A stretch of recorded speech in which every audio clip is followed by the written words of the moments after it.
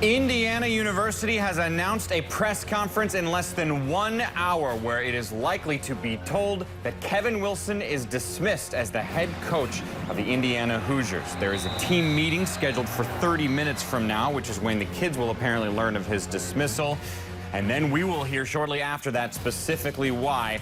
Kevin Wilson has spent 6 years as the head coach of Indiana, and he has been successful, especially in terms of what Indiana has done historically.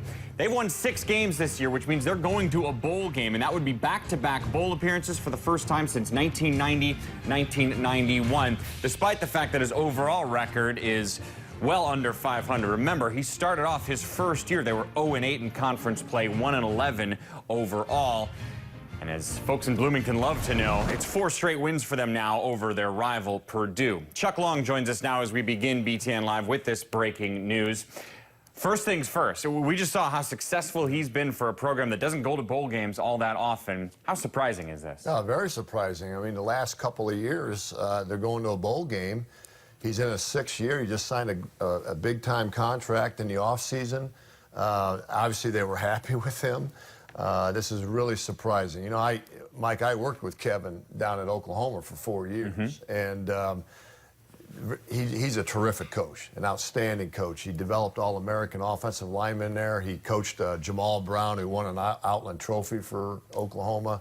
I just think I think the world of him. He's just been a great coach, and this is very surprising. There are numerous outlets saying that this is related to player misconduct, and as we see there, it clearly couldn't be on the field stuff. What's your reaction to that notion that it's him mistreating players? Well, that would be sad. I mean, that's an unfortunate set of circumstances for Kevin and the University of Indiana if it is true. There's always 2 sides to every story. That will obviously play out over time, but in my experience with Kevin, and again, 4 years of it, I never saw that. I never saw, he coached hard, like a lot of coaches do. He was very emotional when he coached, but I never saw any misconduct or mistreatment of players. I have visited him on several occasions, watching practice and how he operates at the University of Indiana. Never saw that then. You know, I just saw a guy that really loved his players. I mean, behind the scenes, he would tell me, hey, this guy's going to be good, this guy's going to be great, we're really excited about our future. You know, the last 2 years of the bowl, why now? I mean, nothing really came, you know, from the first 4 years or 5 years of his regime. All of a sudden it's coming out now. Interesting. And there have been reports in the last 30, 45 minutes on Twitter from current and former players of his saying basically the same thing, that he was really tough on him, but also that they do like what he did and what he was able to teach them. Let's get more insight on this, and we bring in Zach Osterman from the Indianapolis Star, who joins us now. Zach, what are you hearing as the very latest? Yeah, I mean, I was kind of piped into your last conversation there, and I think you're right. I think you're hearing a lot of both sides, and I've spoken to former players, including former players who went through serious injuries under Kevin Wilson, who said that he was nothing but supportive, his staff was nothing but supportive, but obviously at the same time, I think that they're, you know, what some players are kind of coming out with, or at least the general feeling is that that's not the experience that everyone had, and I've said this a couple times today. I think that people who are wondering kind of about this and how Indiana might reach this point would probably, you know, there'll be a press conference here in about an hour, but would do well to reacquaint themselves or acquaint themselves with Fred Glass's Student-Athlete Bill of Rights. It's something he drew up and enacted a couple of years ago before that kind of became something that became more conference-wide. It's something that is fairly comprehensive in terms of the different things that it guarantees to student athletes while they're at Indiana University, and I think that's going to be very relevant to anything that Indiana has to say tonight. And is your point in bringing that up, Zach, that the athletic director, Fred Glass, is more inclined to be extra careful when it comes to the potential of player mistreatment? Oh, I think definitely. I think absolutely. And I think, I mean, you know, it's a lot of the things that are contained within the Student-Athlete Bill of Rights. In fact, I think basically all the major talking points are now sort of fully supported by the Big Ten, but at the time Indiana was kind of out in front of that a little bit, and you know, it's things like multi-year scholarship guarantees, you know, guarantees to players who might leave college early that they can come back and finish, and that Indiana will help them pay for it, those kinds of things. And you know, one of them is just kind of the general idea of player treatment, and that can mean so many different things. And, I think we need to be careful, obviously, with speculating too much before we do kind of hear what Indiana has to say specifically. But, the larger idea of basically student-athlete welfare, mental, physical, emotional, all those sorts of different things. Fred Glass talked to me at length this summer about trying to educate as student-athletes about things like, sort of sexual misconduct and domestic violence and things like that. So it's comprehensive and wide-ranging, but again, I think it's going to be relevant to tonight's conversation.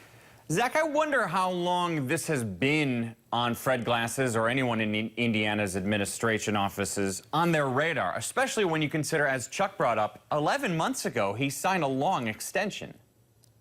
Well, I can tell you that from my sort of reporting of this, it's been just the last couple of weeks that I think I've been aware, and certainly not all of these details, but more generally the idea that there were questions kind of about the program's future beyond this season. And as you well know, that can be a really vague thing, and there can be lots of rumor and innuendo, and so it's been a couple of weeks trying to sift through a lot of different things. It's not something that necessarily happened just overnight or this afternoon. It is something that kind of, at least in some form or fashion, has been going on for a little while now, and it's obviously reached a conclusion today. You've been covering this team on a day-to-day basis for a while, and we here at BTN remember what happened a little more than a year ago when Tim Beckman was let go at Illinois for player mistreatment. Do you remember how Fred Glass or how Kevin Wilson responded to that news back in August of 2015? To be honest, I'm not sure I was ever present when anybody asked him about it. I can't remember a time when it came up. I mean, again, I've talked to Fred Glass certainly more broadly about the idea of kind of, again, student-athlete welfare. And Kevin Wilson talks, whenever he talks about injuries and things, about different